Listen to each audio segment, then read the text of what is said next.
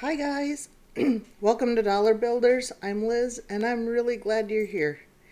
Today I have 10 ideas on how to make your tax return or really any bulk payment that you get, large payment that you get, work for you. Just a quick note, for whatever reason, one of my dogs is being pretty needy today, so if you see my arm kind of going like this, that's because she's needing me to give her a little love. Um, Also, one of my other dogs has been a little bit rambunctious today, so if you hear the thundering of buffalo behind me, it's probably him running around playing with a rope or my other dog or something that way. So, are you ready? Let's get to it. So we all know it's tax season, and most of us get a return back from the government, which means money gets given back to us from taxes we paid the year prior. So it's always fun to think about all the fun things we could do with that. None of us have a problem figuring out, how to spend that. But if you're really looking for ways to make your money work for you, you're really looking for ways to make your tax refund, work for you, I have got 10 great ideas that you can do starting today. So here we go. Number one is any bills that are in collections. Now, I went a couple of videos back, I mentioned how to get a copy of your credit report and to start, excuse me, tracking down bills that are on there if you have any. This would be a great time to get those paid off as much as possible and have that burden really be lifted from you in in a short amount of time. I mean, if you just did your credit report, it's only been a few weeks, you can have a nice chunk of that taken care of. If not taken care of all the way, that would be great. So before any of these other ideas, I would strongly suggest you go ahead and take care of those so that they're off your plate and done and in your past. So let them quit haunting you. I know it's not a fun way to use your money, but it's making it work for you. It's helping propel you forward instead of holding you back and making things harder for you when they really don't need to be. Second idea is a savings account. And this isn't a savings account like, oh, when I want a new computer game, I'll just dip into here. This is a safety net. This is roughly around 1 to 2 months worth of bills, your necessary bills, all of your bills, your groceries, gas, things like that. But this is an account for the uh-ohs, for when your car breaks down, for when you have an unexpected medical expense, for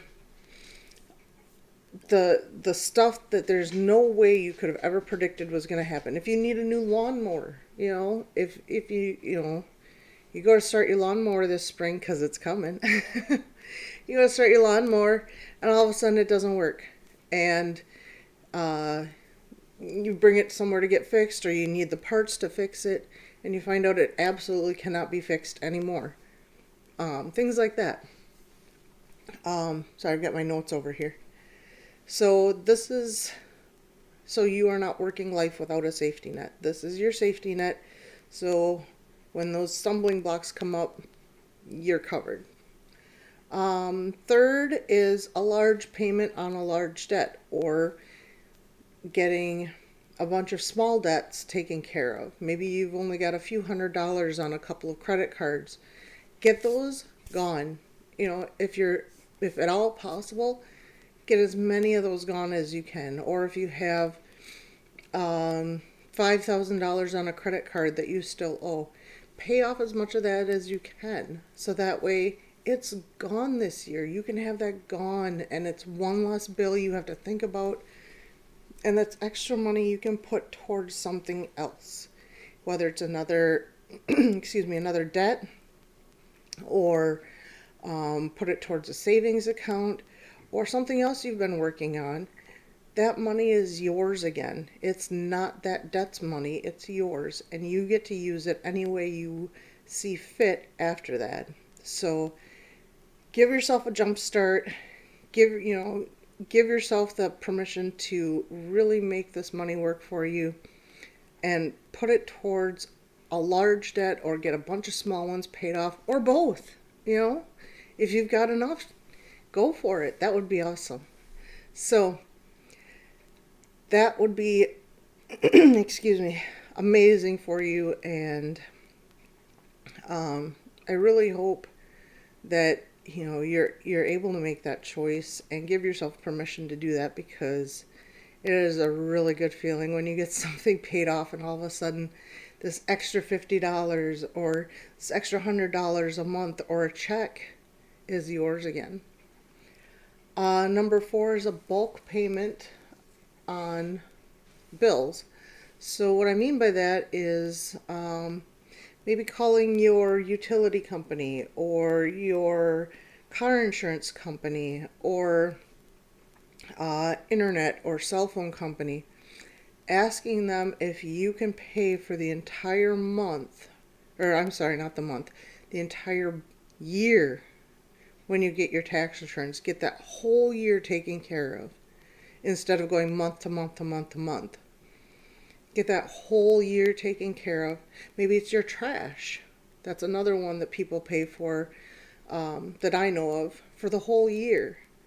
And then it's taken care of and they don't have to worry about watching for that come every 3 months. Getting that taken care of for the year, putting a note, in your calendar at the end of the year or at the beginning of the next year, saying, hey, don't forget, this is due this day, And like for us, we pay our car insurance at the beginning of March every year with our tax returns. This saves us money because we get a little bit of a discount for paying it for the whole year instead of paying it month to month or every 6 months. And we always know every year what day it's due on, because it's the same day every year. That's the way we have it set up with our company. So give places a call. Find out how much it would be for the year. Maybe you'll get a discount like that for having it paid in advance. And I mean, the worst they can say is no, and then you still have that bill every month. So you're really not out anything by asking. So give it a shot. Think about some bills that you have a hard time remembering paying, or, they just annoy you. See if you can pay them for the whole year, so you only have to pay them once a year and be done with it. And that money then is working for you by you not having to worry about that bill every month. Isn't that, it's really nice. So go ahead and give that a shot and see how that works for you. Number 5 would be repairs needed, whether that's on a car or around your house. Maybe you have a cabin or a camper, or you own some land. It's something maybe you've been putting off because it's not absolutely necessary, but it really does need to get done. Maybe your furnace needs a tune-up, or your air conditioner needs a tune-up before the warmer weather hits. Maybe you've got a water softener system and you need salt. Now would be a good time to go ahead and grab a bunch of salt for your water softener. Maybe, I'm just kind of putting ideas out there for something like that. So now that you have this larger chunk of money, go ahead and think about things. Maybe it's air filters. There you go. There's another one. You could grab a bunch of air filters for your furnace for the year. Think about things that you're going to need coming up and get the supplies you're going to need for that. And or call around, find out if there's, how much it would cost to have these repairs done, and use your money and put yourself forward by making your home nicer again, your car safer again, your vacation and recreation back to the condition that you wanted in, or forward into the condition that you wanted in, so that you're happy to be using it again. It's something that you enjoy, and instead of something that you're looking at going, oh, I need to get this fixed. Because that's not as fun as it could be. Number 6 would be use your money for upcoming gifts. So if you have children, grandchildren, nieces, nephews, parents, step-parents, friends, coworkers, whoever you buy gifts for through the year, this would be a great time to go ahead and get some of those or all of those taken care of for birthdays, holidays, anything you know of that's coming up. This is a really good time to go ahead and just get that taken care of. Even if you go buy $10, $50 gift cards. You put $500 worth of gift cards into your house.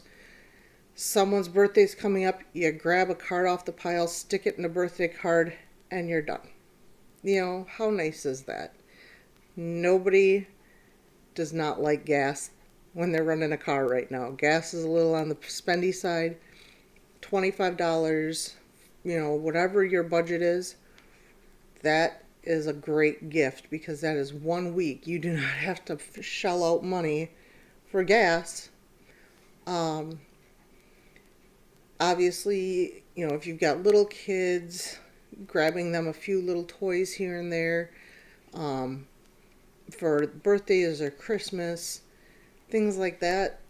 Because then you don't have to do it all at the end of the year. You don't look at your gift list in November and go, I need to find all this money.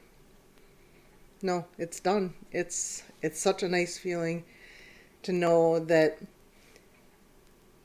even if it's not all the way done, it's part way done.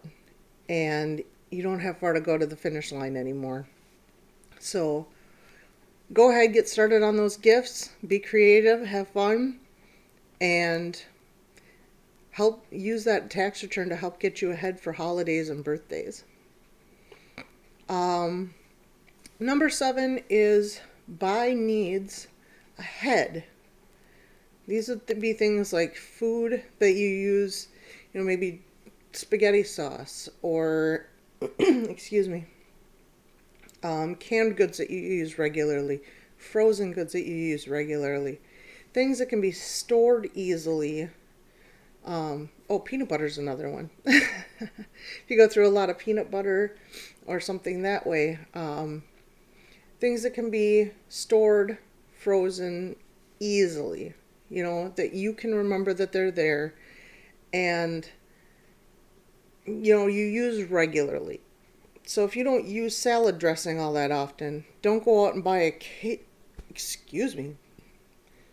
Don't go out and buy a case of salad dressing, because you're not going to use it. That's even if your New Year's resolution is to lose weight and eat a salad every day. If you're losing momentum on that, don't do this to yourself, my friend, because you're going to regret it. You're going to end up with a case of ranch sauce downstairs in the basement staring at you, and it's going to make you feel guilty, and that is not having your money work for you. You have your money work for you with this. Stock up on more expensive things like meats, because those can be frozen fairly easily. Maybe frozen vegetables instead of canned vegetables. You get a little bit more in the package, and they're healthier for you because they're not sitting in a brine. Excuse me. Anything that can be stored easily, that you use regularly, that you can buy in larger quantities and, still have room You don't want to, stock your freezer completely full because you're going to need things through the year to put in there. But something you can put aside so that when things are tight, it's there for you. So, um, that, I don't know if I'd even do cereal. Maybe. But cereal kind of goes stale after a while. Anyway, you get the idea. So buy things ahead. Oh, laundry soap, dish soap, things like that are things you could buy ahead also. So cleaning products. If you have somewhere to store them and you use them regularly, grab them. Spring cleaning sales are coming up. It's a great time to grab them. So buying things ahead is a great way to make your tax return work for you. Number 8 is what's called a sinking fund. And it sounds ominous. It sounds to me a bit like the Titanic. Like you're going under. But actually, a sinking fund is defined as an account or a way that you're saving money to achieve a goal. So let's say you're working on saving up $10,000 for a house. You put X amount of money into this account or into this fund every check or every period that you decide on to save up for your house. And that's called a sinking fund. So if you're putting $200 a check into an account to get up to your $10,000 goal, that's a sinking fund because you're sinking your money into that. So if you have something like that, use some or all of your tax return for your sinking fund and really propel yourself forward on that goal. And yeah, that would be pretty awesome. I've never used my tax returns for a sinking fund, but I think that would be pretty awesome, So if you're doing something like that, give yourself a boost, throw it in there, reach your goal faster, and, make that money from the government work for you. Number 9 is start an account for your kids' futures. So maybe a college account or a moving out account if they've decided to go into a trade rather than go to college right away.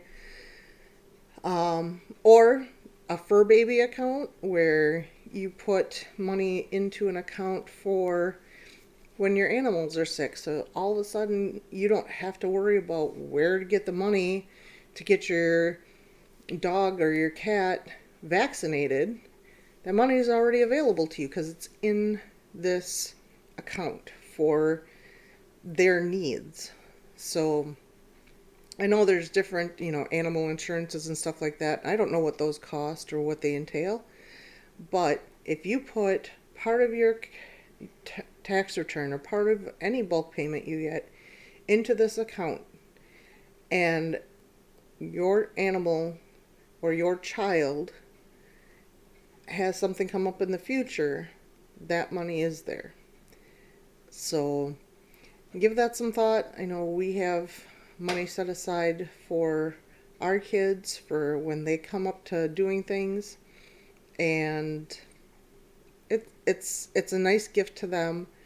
And for those that don't have kids, for those that have fur babies, it's a nice sense of relief for you to know that you can keep them comfortable and healthy the best way that you can because those funds are available to you.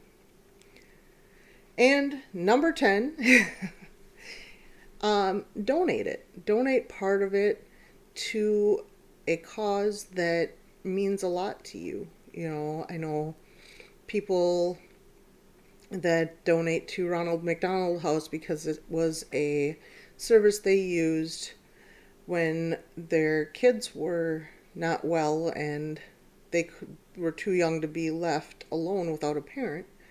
Ronald McDonald House was a was a organization. There we go. There's the word. Ronald McDonald House was an organization that they used to donate to because it helped them when their child was sick. Now, I'm not giving suggestions on where you should donate. That needs to be a personal decision. But some ideas are obviously, programs like that. Maybe a animal shelter, a children's clinic or a children's hospital. Oh, maybe a my husband's in the back saying school, church, which are both great ideas also. Um, but give it some thought. Think of something that's close to you and find out if they accept donations, and if they do, if there's an amount you're comfortable giving them. So, and not only will be helping yourself, you'll be helping a organization or something that's meaningful to you also. So there you have it, 10 different ways to make your tax return or bulk payment of any kind really work for you and make life a little easier going into the upcoming year.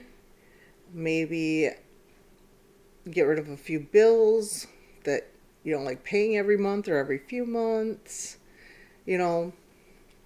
but really the first one should be, and it's not the fun one, but the first one really should be pay off anything you have in collections, because then it's done and it's out of your hair. You don't have to think about it anymore. It's not haunting you anymore. It's not following you around, wreaking havoc on your credit score. It's not holding you back from moving forward with your goals. So really get that one done first, and then decide from there what would make the most sense for you and help you move forward in the direction that you really want to move in. So thanks so much for being here today. I really appreciate it. I appreciate all of you being here, taking the time to watch. I did realize after my video last week that I did not give you the answer to the riddle from the week before. The riddle was, what do you have to break in order for it to be used? Or some sort of verbiage that way. And the answer was an egg. You have to break an egg before you can use it. So, excuse me. I hope you enjoyed the riddle. I hope you enjoyed the answer. I will come up with another one for you next week. And until I see you next weekend, I hope you have a great week. And thanks again so much for being here. I appreciate you. And we'll talk soon. Bye-bye.